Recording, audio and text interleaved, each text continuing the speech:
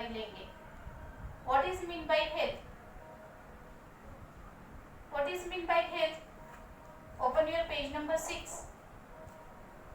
Have you ever taken the leave from school due to sickness? आपने कभी leave ली है school से? Yes, definitely हर कोई कभी ना कभी थोड़ा बहुत बीमार पड़ता है और इस वजह से हमें लीव लेनी पड़ती है। एक्चुअली बीमार पड़ता है, बीमार means what? Sickness means what?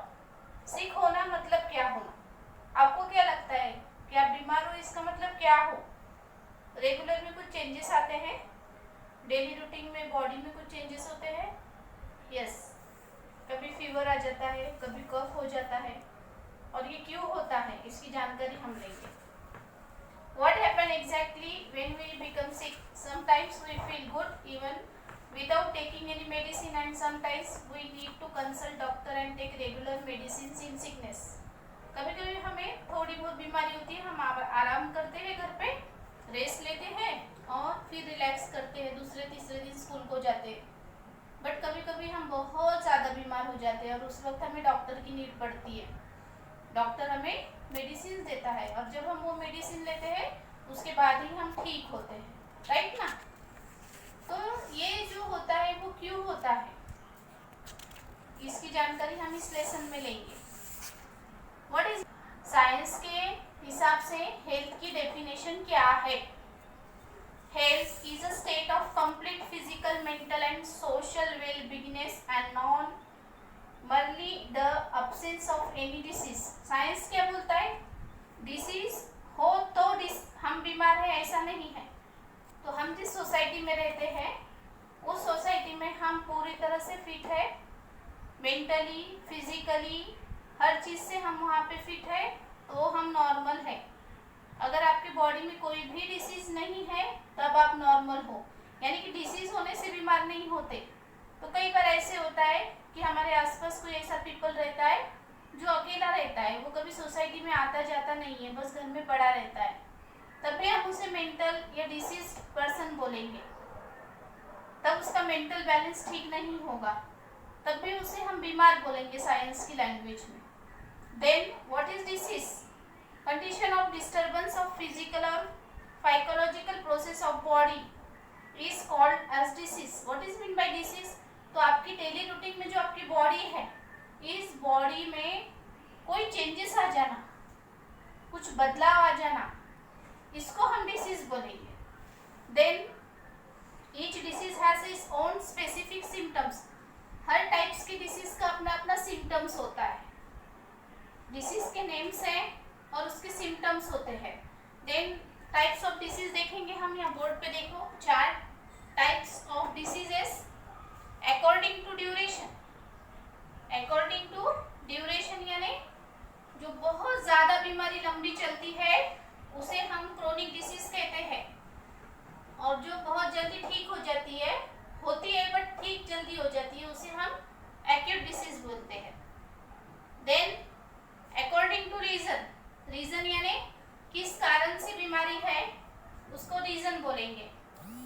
Hereditary disorder, hereditary disorder यानी वह बच्चा पैदाइशी ही उसका जीन्स खराब है, पैदा हुआ तब से ही उसमें कुछ तो बदलाव है, हेरिडिटरी बदलाव है, वो रहता है hereditary disease. For example down syndrome. एक है एक्वायर्ड डिसीज।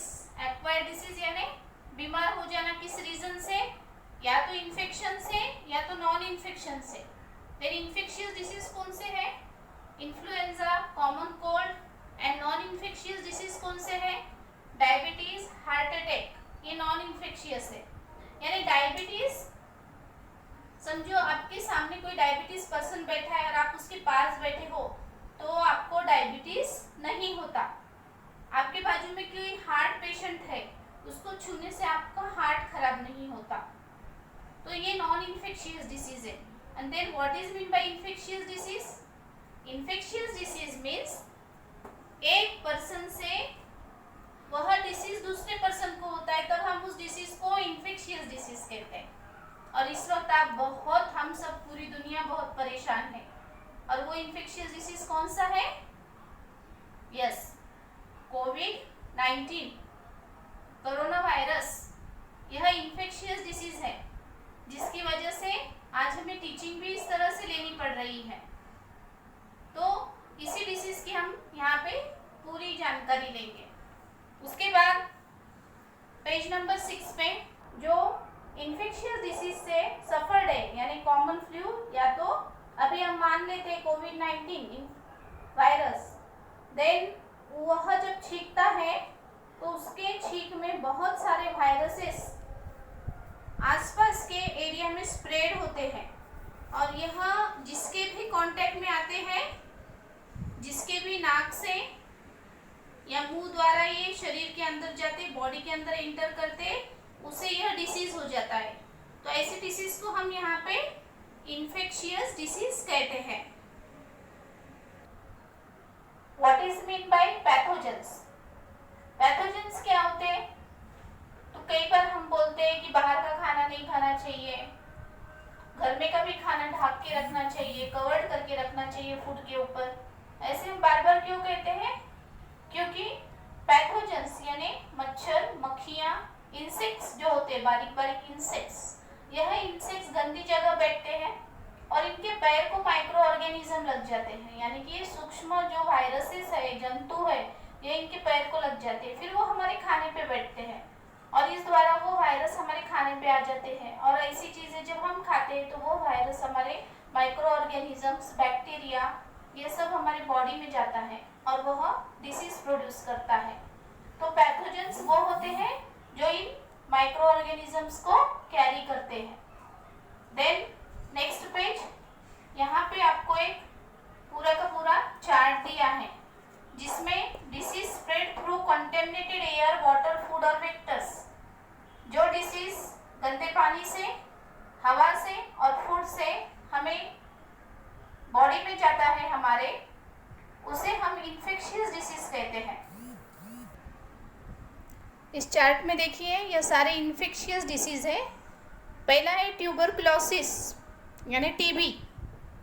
सुना होगा आपने, टीबी बहुत ज़्यादा खांसी होती है उस पर्सन को, और वो जब खांसता है और उसका जो ड्रॉपलेट्स है वो अगर हमारे बॉडी में चले जाए तो हमें भी ट्यूबरकुलोसिस हो जाता है। पैथोजन है माइकोबैक्टीरियम ट्यूबरक्यूला, यानी उसका माइक्रो ऑर्गेनिज्म का नाम है। देन मोड ऑफ इन्फेक्शन है spitting by patient through out the air, prolong contact with and sharing of material of patients, यानी कि अगर हमने उस पेशेंट के कांटेक्ट में आए और वो पेशेंट की जो खांसी बाद जो एयर में ड्रॉपलेट्स है अगर वो हमारे बॉडी में चले गए, या उसके पहने वाले कपड़े वगैरह इसकी शेयरिंग हो गई, तो हमें भी यह डिसीज़ हो जाएगा।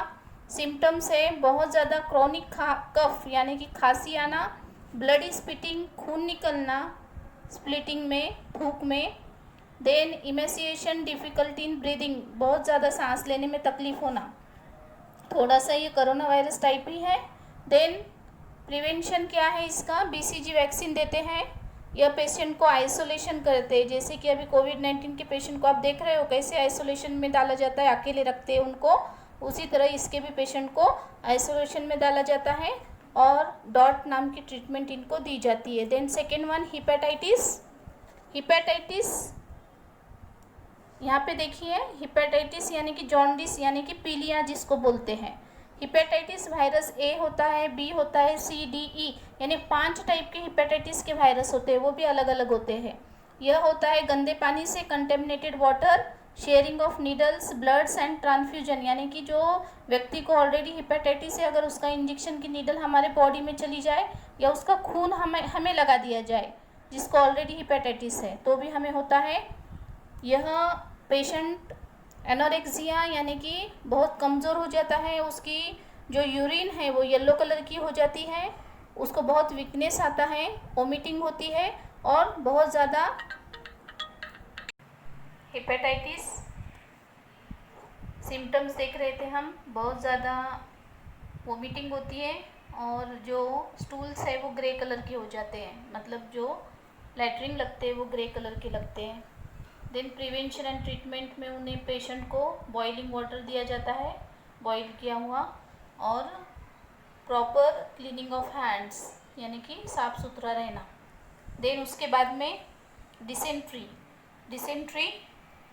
यानी बहुत ज़्यादा हमें डायरिया लग जाता है, bacteria, virus, shigella, bacilli, entamoeba histolytica, ऐसे माइक्रो ऑर्गेनिज़म्स है। इन माइक्रो ऑर्गेनिज़म्स की वजह से हमें कभी कभी गंदे पानी में ये हमारे पेट में जाते हैं और उसकी वजह से ये होता है। कंटेमिनेटेड फूड यानी बाहर का गंदा खाना जो रहता है जिसमें पैथोजेंस बैठते हैं, उसकी वजह से ये होता है। पतले यानी वाटरी स्टूल्स लगते हैं। पेन इन एब्डोमेन, जोर जोर से पेट में दुखता है, ऐसे कभी हमारे साथ होता है, आप लोगों को होता है ये। ड्रिंकिंग ऑफ बॉइल वाटर पीना है और घर का अच्छा खाना खाना है और ORS का सोल्यूशन पीना है। उसके बाद कॉलेरा।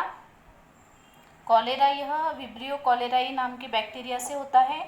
गंदा फूड खाने की वजह से होता है, कंटेमिनेटेड। वोमिटिंग लगती है, डायरिया लगता है और पैरों में दर्द होता है। इसके लिए भी हमें प्रॉपर हाइजीन, उबला हुआ पानी, अच्छा खाना, बॉईल किया हुआ और घर का खाना खाना चाहिए। उसके बाद में है टाइफाइड यानी कि बुखार आना, जिसमें सैल्मोनेला टाइफाइड नाम का माइक्रोबैक्टीरिया होता है, जिसकी वजह से ये बीमारी होती है। गंदा फूड खाने की वजह से होता है। इससे हमारी बॉडी में कमज़ोरी आती है, हेडेक होता है, मलमल होता है, उल्टियाँ होती है और 140 डिग्री फ़ारेनहाइट टेम्परेचर होता है बॉडी का। क्लीन वाटर पीना चाहिए, उबला हुआ पानी, वैक्सीनेशन लेना चाहिए इसकी। देन सीवेज यानी कि जो गंदगी है घर की वो प्रॉपर डिस्पोजेबल होनी चाहिए, गंदी जगह पे नहीं रहना चाहिए। तो इस तरह से ये इन्फेक्शियस डिसीज़ है। और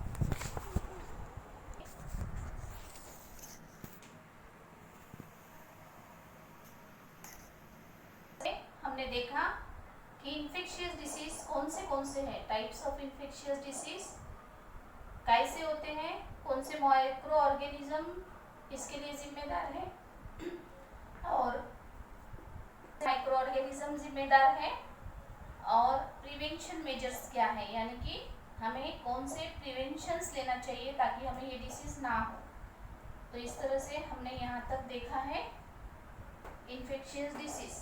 नेक्स्ट नॉन इन्फेक्शियस डिसीज हम नेक्स्ट वीडियो में देखेंगे। Thank you.